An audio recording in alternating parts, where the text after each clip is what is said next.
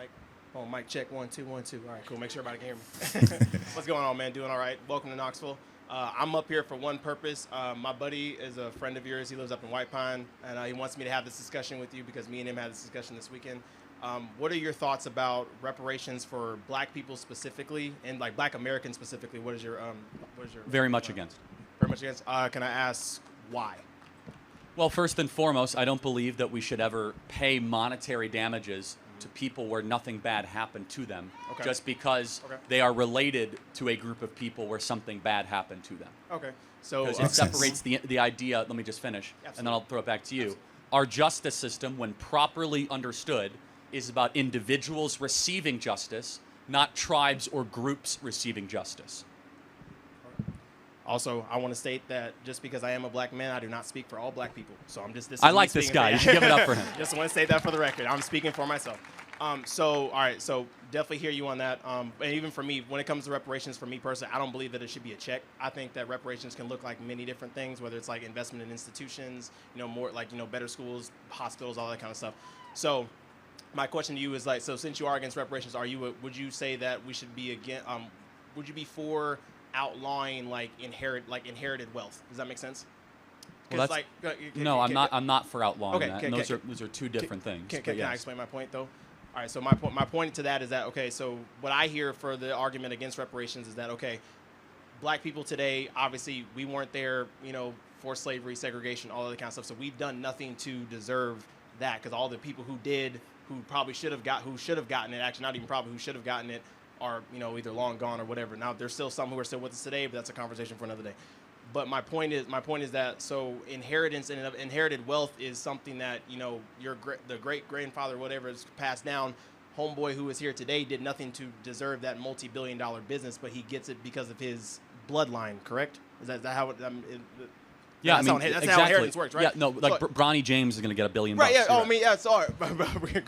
Great example. So what I'm saying is that I guess what I'm trying to say is that I believe that reparations in and of itself, one, I don't think that the argument is formed right, and two, I believe that it's kind of a reverse inheritance, if that makes sense, where it's like where it's like yes, Black people, like me personally, yes, I did not have to suffer through Jim Crow, slavery, or whatever, but all those choices that were made in those times have gotten necessarily me to where I'm at now. Got it. So let me tell you where we have a difference of opinion. Okay, absolutely. Okay? So we as conservatives tend to underemphasize this idea of many legacies of suffering. Mm-hmm. Whereas people on the left, not saying you're on the left, but the other perspective. Definitely not. No, for sure. But that's fine. No, that's fine. Let's just say the other side of the argument tend to emphasize that you are stuck because of something that happened to you many generations prior. We believe, absent very unique circumstances in the United States of America, that is almost never true. For example, we think every individual should be judged by their own actions, their own character, and their agency. Now, let's play this out, though. You're acting as if, not you, but let's say the argument, because you're coming after this in a great way, there's been no money sent Black America the last 60 years. We have spent over $25 trillion on Black America in 60 years, and Black America's poorer than before we started. We're talking about Medicaid, food stamps, we're talking about schools, public housing. The issue is not the amount of money. The issue has instead been a couple things. Number one, it's been the downfall of the Black family. And unfortunately, yes, I agree with that. Yeah, the more money we've spent on this, we've seen the downfall of the Black family. Just some numbers super quick. Is that in 1964, right before the passage of the Civil Rights Act, 75% of Black youth had a dad around. Now it's 25%. So only 25%. So 1 in 4 kids have a dad around. Black dads are no longer a big part of young kids' life. It's a very big problem that has huge ramifications. Then finally, on the reparations argument, that comes into just more concrete questions.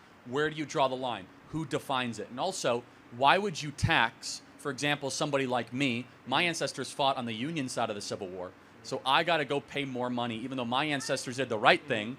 No offense if you guys fought for the Confederacy. That's not trying to, drum up any, it's all good. We're all Americans now. I'm not. Why should I have to then go pay for something that my ancestors did correctly? Finally, it's how do you prove it? This is not your argument, but it's a hilarious contradiction. The very same people who tell you that voter ID is racist want all of a sudden black America to prove that they're the descendants of slaves 7 generations ago. Like, let me go get my paperwork together. I thought it's racist to ask people for their paperwork. Anyway, the whole thing's crazy. But here's the more important thing that I think we can agree on, that we should have a opportunity colorblind compact. We need to have school choice in this country so kids can go to better schools and have more mobility. Number 2, reconstitute the black family.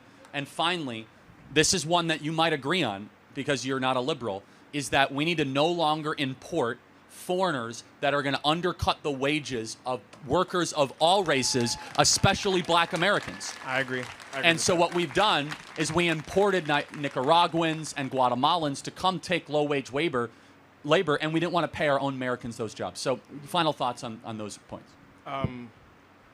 Also, great points. I would say that I am with you for the idea of a colorblind society. I think that I think it's a bit of a farce to say that colorblind society is something we should aspire to, but I think it's a farce to think that it doesn't exist, that race doesn't play a factor. I totally agree. Okay, and so I will say it plays far less of a factor 10 years ago. It's playing more of a factor today. Yes, I agree. In a negative way. Yes, I 100%. I mean, I think you had mentioned something about DEI like earlier, and I was like, for sure, like the way I agree with DEI in principle, but I think the way it's been instituted by our government and all the other institutions is completely wrong. So, because for me, it's not about seeing color; it's how you treat color. Does that make sense? Everyone's going to see color. And yeah, exactly. You're right. Yeah, and so it's an ideal that is admirable, being colorblind. Right. The problem with what we were promised with the Civil Rights Act, we were promised a colorblind society. We now have a color-obsessed society. And it's a breakdown of that promise. Instead, the country I grew up in, at least, was like, yeah, you're black, but it doesn't matter. It's not the most important thing. Instead, it's, are you a good person? How do you act? How do you treat other people? Are you a Christian? Like, what is your worldview? I want to get back to that. Of course, we're still going to see differences, but I want to de-emphasize them to a place where we look at each other as fellow human beings and fellow American citizens. Thank you so much, man. Absolutely. Appreciate it. Thank you. Hey, can I get a hat from my buddy? Absolutely. It should be competence first before color. So I think I get where they are coming from, you know. Charlie said no matter the amount of money you spend or you give out to black communities, aside from black Americans, you know, I don't want to talk about black American because, okay, I'm not an American, so I can't, you know, say what is going on there. But I mean, U.S. have provided aid for almost every African country going through a lot. Even during the coronavirus, they provided aid. They gave money to some African countries and so many other things. But where is that money? Where is the aid? Where is everything? It seems like some specific people are sitting on it and it's not going around. So the problem we are facing is not that we are lacking money. The problem is, what are we using it to do? Is the money being provided changing anything in Africa or in black African community?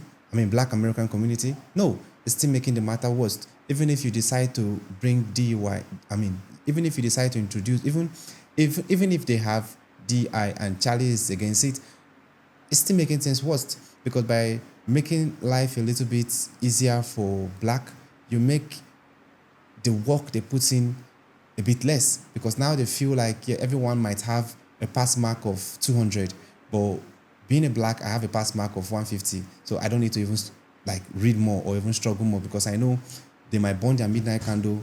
I don't need to do that, but I'll still pass. And by doing this, you're making the value these people can add low because now they are not pushed to put in the work anymore. They feel like no matter the little work they push, they will still get equal results.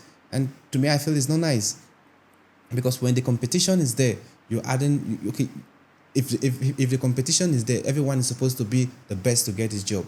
Now everyone will put in the work. But when you say this set of people don't need to do much, let this set do the heavy lifting and whatever they can do or whatever they can contribute is totally fine. I feel you're making them a bit lazy. So put the mark. If the cutoff mark is 50, everyone should produce 50. If the cutoff mark is 100, everyone should be able to get to that mark to be qualified. And I think the first instance the guy gave where he spoke about generational wealth and also the black benefiting from, you know, slave trade and those things that have happened to the black. And I feel like they are two different things. Generational wealth is your father leaving something for you or your grandfather leaving something for your father that he passed on to you, a generation, is with your lineage. You see, it's their choice. If they don't want to give it to you, they can decide to give everything to orphanage and you can't do anything about it. It's their choice. The same way when we talk about DI, whereby they are making things a bit easy for black, to me, I feel it's not changing anything. It's just making it's making it worse because people are not willing to put in the work anymore. Anyway, this is a brief one. Let me know what you think in the comment section. It is the first time visiting the channel. Click on the subscribe button. Thanks for watching and remain blessed.